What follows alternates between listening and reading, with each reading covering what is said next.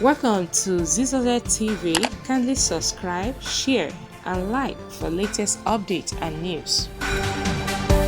Ngige mocks ASUU, says they are on leave. The Minister of Labour and Employment, Chris Ngige, said the Academic Staff Union of Universities, ASUU, are just on leave. Ngige stated this on Wednesday while reacting to a one-month warning strike embarked upon by the academic union. The minister said the strike is not recognized because the union failed to notify its ministry before embarking on strike.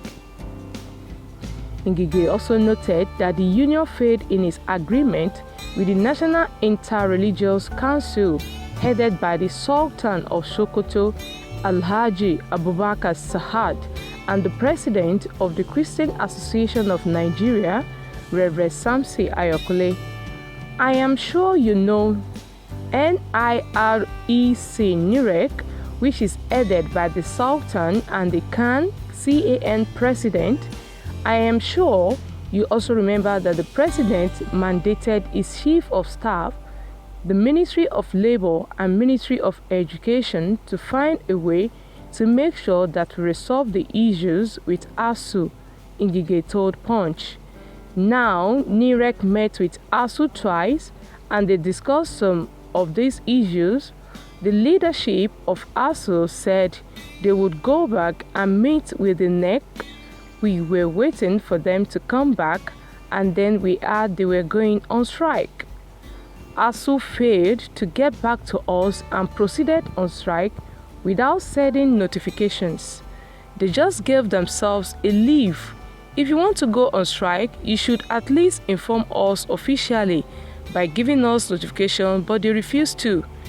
You cannot just go on strike like that. It is illegal. So they are just on leave.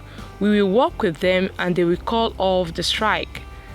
ASUU had on February 14 announced the commencement of a one-month strike after its National Executive Council meeting.